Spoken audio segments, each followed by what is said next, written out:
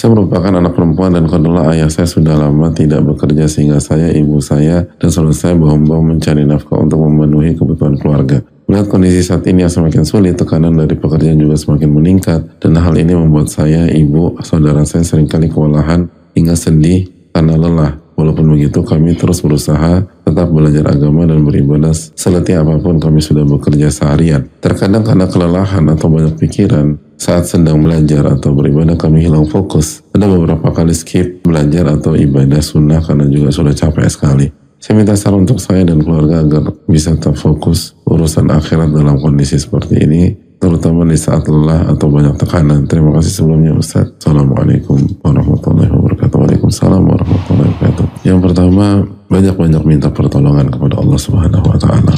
Meminta pertolongan sangat penting. Iyyaka na'budu wa iyyaka nasta'in. Hanya kepada Engkau kami beribadah dan hanya kepada Engkau kami minta pertolongan. Itu yang pertama. Yang kedua, kita harus tahu bahwa pentingnya beristighfar dalam hal ini. Istighfar itu akan memberikan kita kekuatan dan menambah kekuatan kita. Allah berfirman dalam surat Hud ayat 52, "Wa ya qaumi istaghfiru rabbakum." Wahai kaumku, beristighfarlah kepada Rabb kalian. "Tsumma tubu ilaih." Lalu bertobatlah. "Yursilis samaa'a 'alaikum midrara." Allah akan turunkan hujan yang deras. "Wa yazidukum quwwatan ila quwwatikum." Allah akan tambah kekuatan kalian dari kekuatan kalian yang sekarang. Jadi Allah akan tambah kekuatan kita. "Wala tatawallaw mujrimin." Dan jangan akan berpaling dengan berbuat dosa. Jadi Allah akan tambah kekuatan, itu jelas. Jadi perbanyak istighfar dan taubat dalam kondisi seperti ini. Lalu yang berikutnya, jemaah sekalian Allah muliakan, yakinlah bahwa mencari rizki untuk menafkahi diri sendiri itu bernilai pahala di sisi Allah, bernilai takarrub kepada Allah Subhanahu wa Ta'ala. Dalam hadis Imam Nasai dan Abu Dawud dari Abu Hurairah, Nabi SAW mengatakan, "Tasaddaqu," bersedekahlah. Lalu ada seseorang mengatakan, "Ya Rasulullah, ini dinar." "Ya Rasulullah, saya cuma punya 1 dinar. Ini buat siapa nih? Sedekah ke siapa?" Kata Nabi, "Tasaddaq ala nafsik." Infakkan itu untuk diri Anda, atau nafkahkan diri Anda.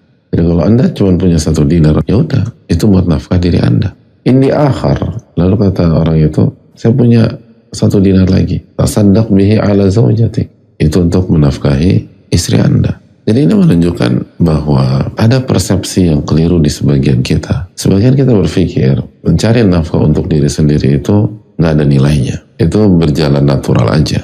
Jangankan untuk diri sendiri. Kata para ulama seperti Syekh Ibnu Utsaimin rahimahullah ta'ala. Banyak orang itu ketika memberikan nafkah kepada istri, ia tidak merasa sedang berbuat baik dan beramal soleh. Karena itu by default itu secara otomatis ya laki-laki harus nafkahin istrinya. Padahal itu salah satu amal soleh yang sangat besar, sebagaimana yang dikatakan Nabi SAW dalam hadis Muslim, lebih tinggi kedudukannya daripada memberikan harta yang sama kepada fakir miskin. Tapi kesalahan kita adalah ketika kata Syekh Ibnu Utsaimin rahimahullah ta'ala, kalau kasih istri itu kayak nggak ada rasanya, nggak ihtisab gitu. Kita nggak mengharapkan pahala kalau ngasih uang belanja buat istri, ngasih uang buat istri beli baju atau beli keperluan ini atau keperluan keseharian dia dan seterusnya, biasa-biasa aja, atau buat makan atau ini. Nah itu untuk istri. Sering kali kalau istri aja nggak, banyak dari kita nggak punya pemikiran demikian, nggak punya perasaan demikian, apalagi diri sendiri. Udah, karena udah kebiasaan dari kecil. Oh ya udah, ya gue butuh ini beli, butuh ini pergi ke minimarket, butuh itu beli itu, sekarang mesen ini mesen itu, udah kayaknya itu bukan amal soleh. Padahal itu adalah amal soleh. Dan kalau semua kita, ini kan walaupun kayaknya nggak secara kauni nggak terjadi, tapi kalau semua kita memahami ini dan meyakini ini, akhirnya termotivasi, itu ada banyak masalah sosial akan hilang dengan sendirinya. Tanpa perlu ada penyuluhan, tanpa perlu ada program-program sosial, enggak. Asal kita yakin ini aja. Bukan semua masalah sosial ya, tapi banyak masalah sosial itu hilang. Kalau setiap kita yakin bahwa kalau kita menafkahi diri sendiri, itu dapat pahala. Ya sebagaimana kasus penanya, ayah nggak kerja, itu kan salah satunya masalah itu. Arti kepala keluarga nggak kerja, itu berarti kan dia tidak menafkahi diri sendiri dan tidak menafkahi istri dan anak-anak. Dan sebagian sosok-sosok yang seperti itu, sholatnya rajin. Sebagian sosok-sosok seperti itu, baca Qurannya rajin. Munafik, nggak juga, jangan gampang judge orang munafik. Tapi terkadang seringkali karena dia merasa kalau baca Quran ibadah. Tapi kalau nafkahin diri sendiri, dunia itu. Nafkahin istri itu duniawi. Kalau udah pengen akhirat, ini pengen akhirat. Ini Nabi SAW mengatakan, kalau saya punya uang, saya gunakan untuk diri Anda. Dan itu bukan egois, bukan narsis, bukan ini, bukan itu. Selama proporsional. Karena kalau Anda tidak menafkahi diri Anda, sekali lagi akan timbul banyak masalah sosial yang besar. Ya, kalau kita nggak menafkahi diri sendiri, berarti akan lebih berat lagi menafkahi istri, akan lebih berat lagi menafkahi anak, akan lebih berat lagi mensupport orang tua, akan lebih berat lagi mensupport anak, saudara kandung atau saudari kandung, akan lebih berat lagi misalnya mensupport keluarga istri kalau kita udah nikah. Tapi kalau kita fokus ke sini, insya Allah peluangnya itu besar untuk semakin memperluas amal soleh. Kalau kita kayak yakinin amal soleh, ini kan semakin memperluas amal soleh. Dan Allah kan kasih keberkahan. Amal soleh kan akan mengundang amal soleh yang lain. Dan menafkahi diri sendiri kan bukan berarti punya gaya hidup mewah. Bukan berarti punya hidup glamor. Enggak. Sandang, pangan, papan. Lebih, baru kita bicara yang sunnah. Tapi sandang, pangan, papan diri sendiri, istri, anak-anak penuhi. Itu takarub ilallah. Itu mendekatkan diri kepada Allah. Sebagaimana orang yang fokus kerja sehingga dia lupa sholat, salah juga. Jadi kerja sehingga dia melalaikan sholat, salah. Hanya semangat sholat, tapi nggak kerja dan nggak mencari nafkah buat diri sendiri dan istri atau anak, itu juga salah. Dua-duanya salah. Jadi nggak usah mendingan gua sholat gitu. Ya enggak. Jangan begitu cara berpikir. Dua-duanya salah. Dua-duanya salah. Walaupun jelas dosa nggak sholat itu parahnya minta ampun. Itu rukun Islam kedua. Tapi jangan remehkan juga masalah ini loh. Ada betapa banyak perceraian gara-gara masalah ini. Gara-gara kalau rumah tangga nggak kerja. Ada berapa banyak anak-anak putus sekolah gara-gara masalah ini. Orang tua nggak kerja. Dan akhirnya apa? Berantakan semua. Ada berapa banyak anak-anak rusak pendidikan dan pola pikirnya karena ayahnya nggak kerja. Maksudnya apa? Anak-anak lihat, oh gitu ya jadi suami.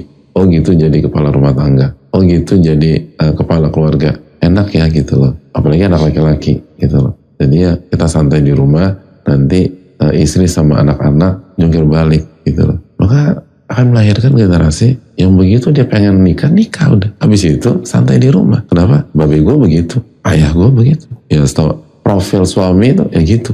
Profil rumah kepala keluarga ideal di rumah, ngopi, pisang goreng, nonton, segala macam. Yang kerja siapa? Istri, anak-anak. Itu apa bukan rusak? Itu kalau satu keluarga. Kalau ada 1000 keluarga, hancur. Jadi hadirin ini masalah besar. Dan back to basic, kita harus yakin bahwa menafkahi diri sendiri itu adalah taqarrub ilallah, mendekatkan diri kepada Allah Subhanahu wa taala. Itu hal yang sangat penting.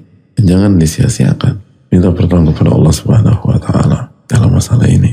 Ada waktunya kita tuh capek banget sehingga tidak mengerjakan ibadah sunnah dengan kita ihtisab bahwa mencari nafkah untuk diri sendiri dan keluarga adalah taqarrub ilallah dan sebuah kewajiban. Maka terlewatnya sebuah amalan sunnah karena kita capek fokus mengerjakan kewajiban, mendapatkan uzur di sisi Allah Subhanahu wa taala. Dan tentu saja bukan berarti jangan salah paham. Kita nggak sedang membahas orang yang overdosis kerja sehingga nggak sempat ibadah. Enggak. Kita bicara nafkah, dan nafkah kita tahu berkaitan dengan kebutuhan pokok. Itu poin yang perlu kita camkan bersama-sama. Lalu yang berikutnya jamaah Allah muliakan, ayah kita harus dikasih masukan, dinasihati. Kecuali ada uzur syar'i, mungkin sakit atau apa. Tapi kalau masih mampu dan lain sebagainya, perlu dikasih masukan dan dinasihati. Karena kasihan beliau, benar-benar. Karena hidup seperti itu tidak enak dan tidak nyaman. Dan minta pertolongan kepada Allah Subhanahu wa taala. Dan yang berikutnya, jaga kadar dan takaran yang seimbang. Itu tadi, jangan sampai kita jadi kasihkan bekerja mencari uang sehingga ibadah terluput. Jadi saatan-saatan, ada waktunya. Kita kerja, ada waktunya kita sholat, ada waktunya kita berzikir, ada waktunya kita sholat duha, ada waktunya dan ada waktunya. Jadi saatan. Allah Ta'ala